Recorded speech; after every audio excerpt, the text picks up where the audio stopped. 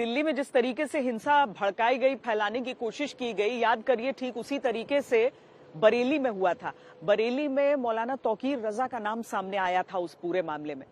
I love Mohammad के विवाद को बहुत तोड़ मरोड़ कर कुछ इस तरीके से अफवाह के रूप में पेश किया गया कि भीड़ हिंसक हो गई थी।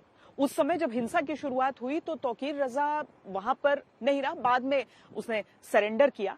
अब खबर यह आ रही है कि मौलाना तौकीर रजा के विदेश में पढ़ने वाले जो बेटा है उनका, वो ड्रग्स के साथ पकड़ा गया है।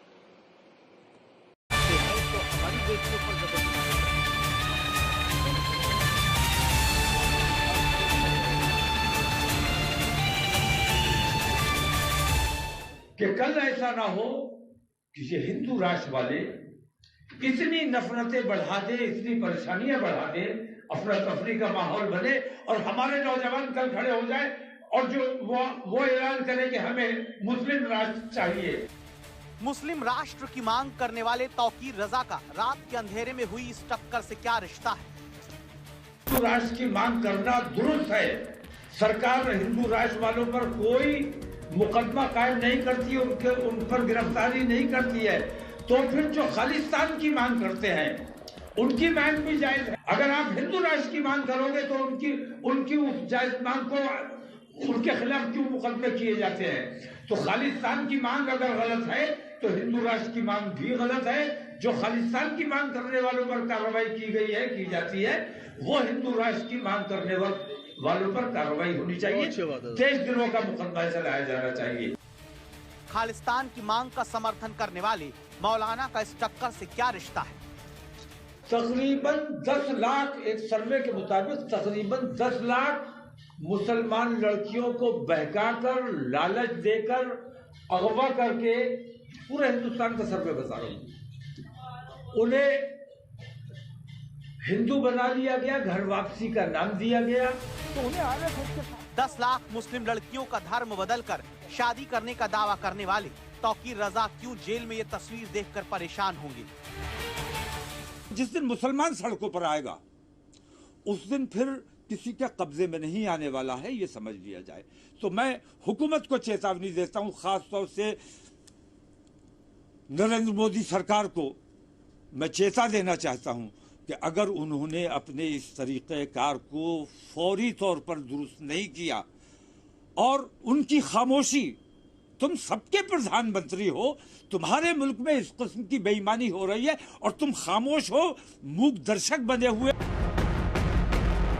तौकीर रजा बरेली हिंसा का वो आरोपी जो अभी जेल में बंद है। इत्तेहाद मिल्लत काउंसिल के प्रमुख तौकीर रजा हमेशा अपने विवादित बयानों को लेकर सुर्खियां बटोरते आए हैं, हिंसा तक भड़काते आए हैं। खासकर मुख्यमंत्री योगी आदित्यनाथ को लेकर उनके विवादित बयान कई बार सामने आए कि मुख्यमंत्री ने सदन में अलग ऐलान कहा, उनके मंत्रियों ने कहा, उनके नेताओं ने कहा गाड़ी पलट जाएगी, ऐसा हो जाएगा, वैसा हो जाएगा। इसका मतलब यह कि उन्होंने प्लान बनाया हुआ था कि ये काम करना है। जेल में बंद तौकीर रजा की चर्चा होने की वजह शाहजहांपुर में हुआ यह हादसा है। गाड़ी चला रहा ये नौजवान जो तौकीर रजा का बेटा फरमान है।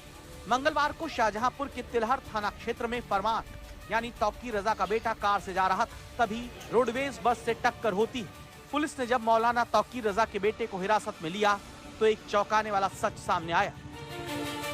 संदिग्ध एक सफ़ेद रंग की जो पुड़िया होती है वो मिली है।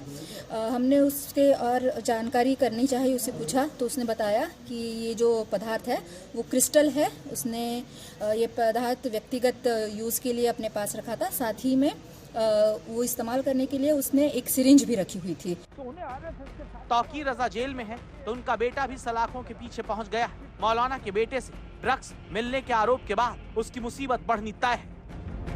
रोडवेज की बस में टक्कर मारने वाला 24 साल का फरमान मौलाना तौकीर रजा का इकलौता बेटा है जो ऑस्ट्रेलिया में पढ़ाई कर रहा है और छुट्टियों में भारत लौटा, लेकिन यहाँ पर वो ड्रग्स के साथ पकड़ा गया।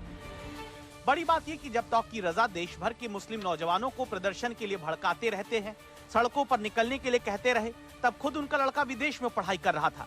मतलब तौकीर रजा आम मुस्लिम नौजवान से पढ़ाई छोड़कर धर्म के लिए प्रदर्शन की अपील करते रहे, जबकि उनका बेटा बरेली से हजारों किलोमीटर दूर सुरक्षित पढ़ रहा था और जब वो भारत आया तो कार में ड्रग्स के साथ पकड़ा गया। बताया जाता है कि बस से टक्कर के बाद तौकीर रजा का बेटा फरमान घबरा गया था। गाड़ी की डिक्की खुलवाने के लिए पुलिस को सख्ती दिखानी पड़ी, क्योंकि वो शुरुआत में आनाकानी कर रहा था। उसने चाबी इधर उधर होने का बहाना बनाया। बाद में पुलिस ने सख्ती दिखाई तो उसने डिक्की खोली।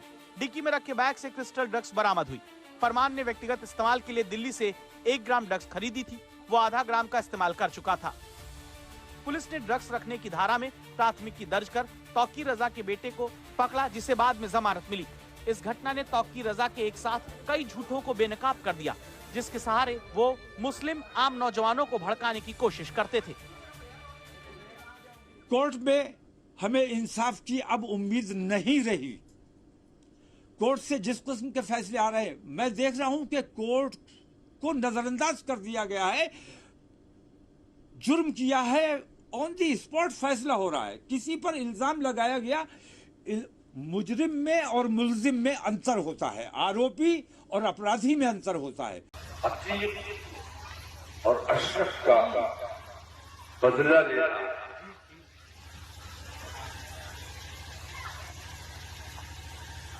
अगर आजम खां की जिल्लत और रुसवाई का बदला लेना है, जेल की सऊबतों का बदला लेना है, अगर जालिम से हिसाब लेना है।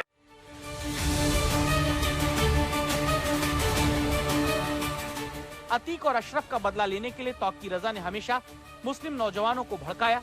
बरेली में जो आग उनके भड़काने पर फैली, उसमें भी ना तो तौकीर रजा दिखाई दिए, ना उनका बेटा। पुलिस ने उन्हें फरार तक घोषित कर दिया। जिस तरह आई लव मोहम्मद पोस्टर विवाद के नाम पर हिंसा भड़काने की कोशिश हुई, उसे लेकर मुख्यमंत्री योगी आदित्यनाथ तक ने तौकीर रजा को खबरदार किया था। मौलाना भूल गया कि शासन किसका है। वो ये मानता था धमकी देंगे और हम जबरदस्ती जाम कर देंगे। हमने कहा जाम नहीं होगा, कर्फ्यू भी नहीं लगेगा, लेकिन कर्फ्यू का सबक तुम्हें ऐसा सिखा देंगे कि तुम्हारी आने वाली पीढ़ी दंगा करना भूल जाएगी। तौकीर रजा जेल में बंद है, इस वजह से उनके भड़काऊ बयान भी बंद है, लेकिन फिर भी विवादों से उनका नाता टूटने का नाम नहीं लेता और वो विदेश से लौटे अपने बेटे की करतूत की वजह से एक बार फिर चर्चा में आ गए।